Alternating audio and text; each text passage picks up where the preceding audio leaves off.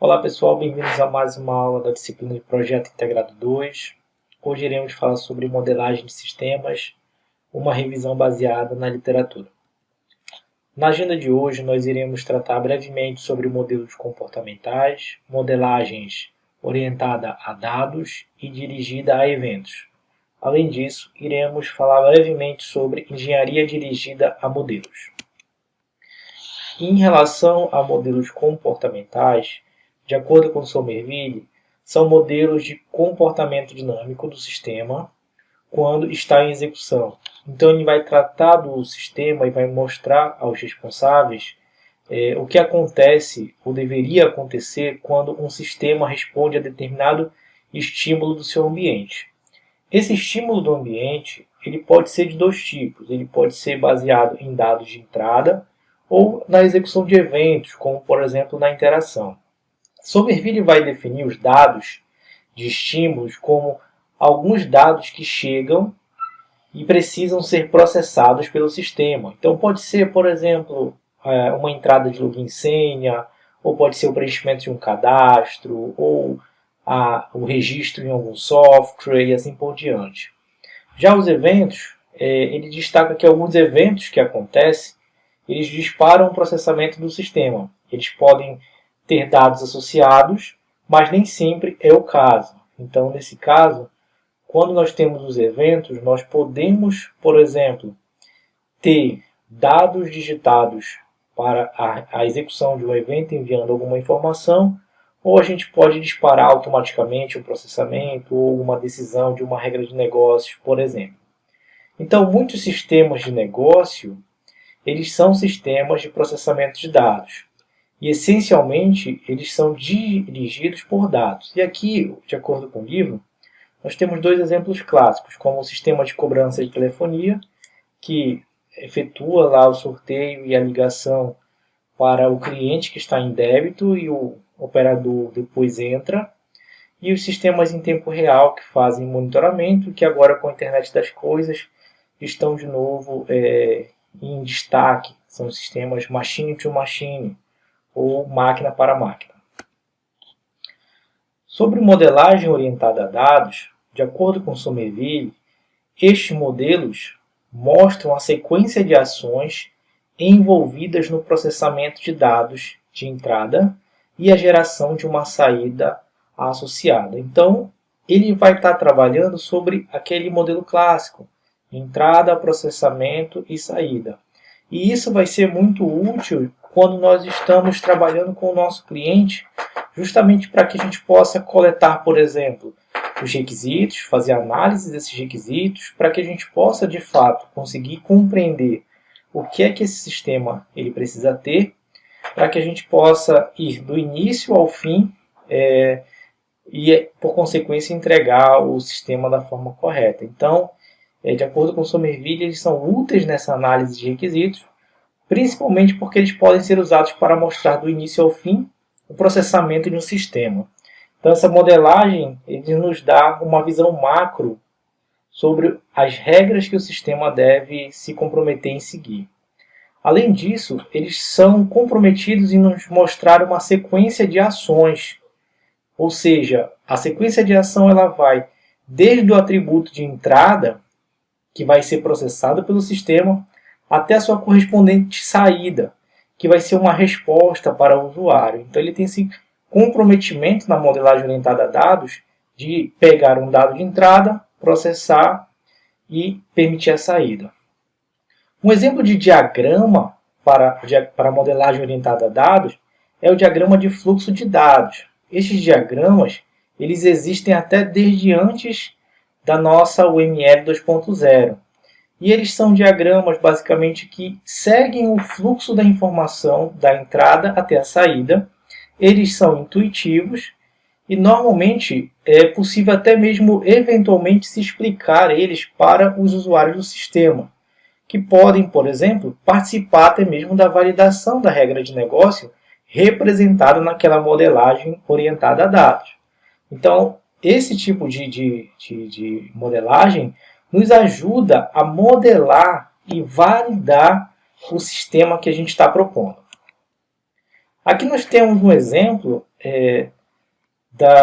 do diagrama de fluxo de dados. Então, esse diagrama ele é um diagrama que a UML não oferece apoio a ele, pois eles foram propostos e usados para modelagem e processamento de dados antes, né, disso, mas a gente sabe que na UML 2.0 eles foram introduzidos como diagramas de atividades, tá?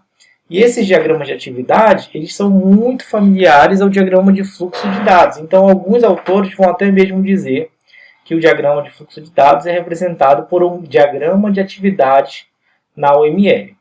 Então, nesse diagrama, a gente consegue visualizar a entrada, o processamento dessa entrada e a saída através de funções ou métodos. Por exemplo, na imagem aqui, nós temos o modelo de atividade de funcionamento de uma bomba de insulina.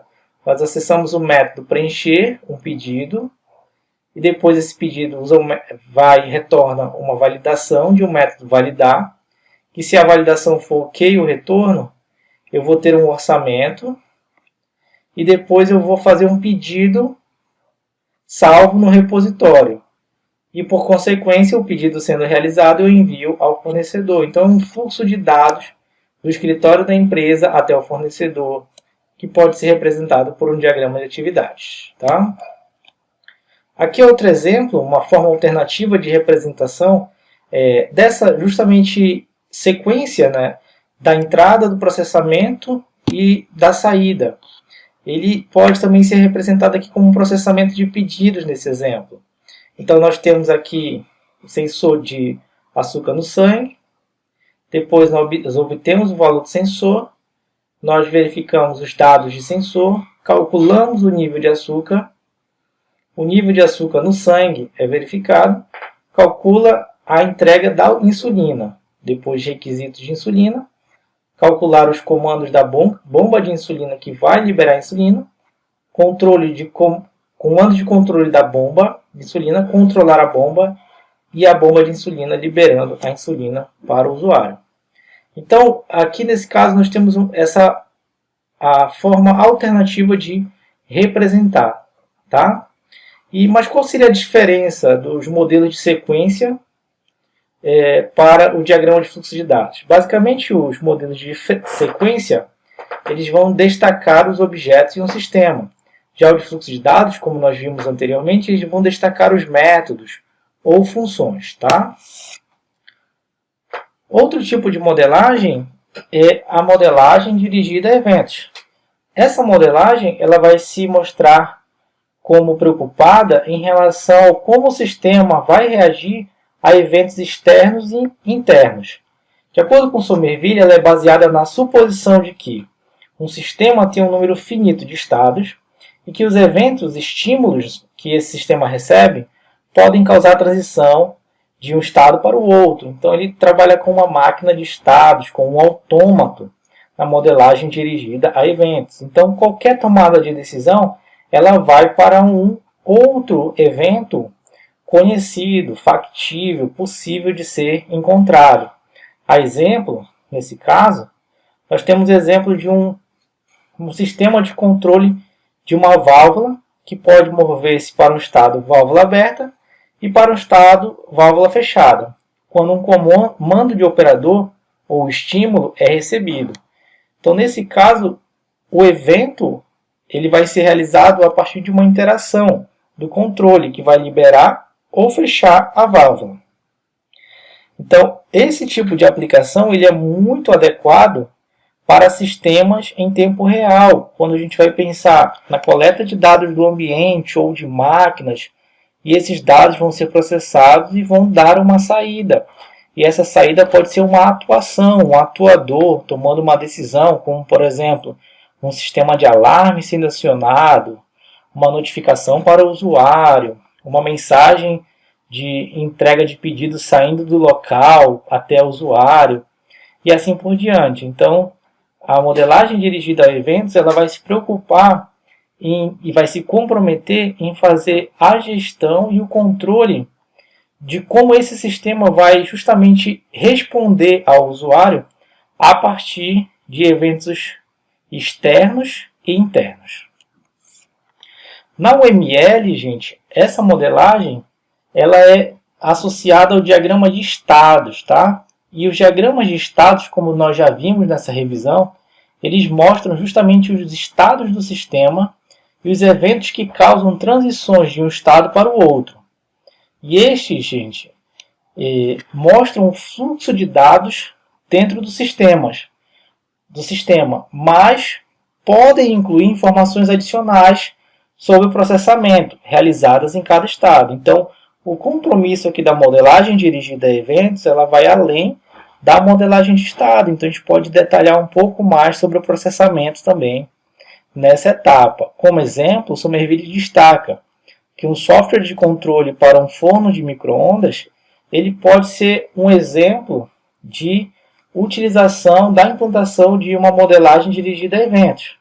Porque o micro-ondas ele vai ter um interruptor para selecionar a potência total, meia ou meia, e um teclado numérico para inserir o tempo de cozimento.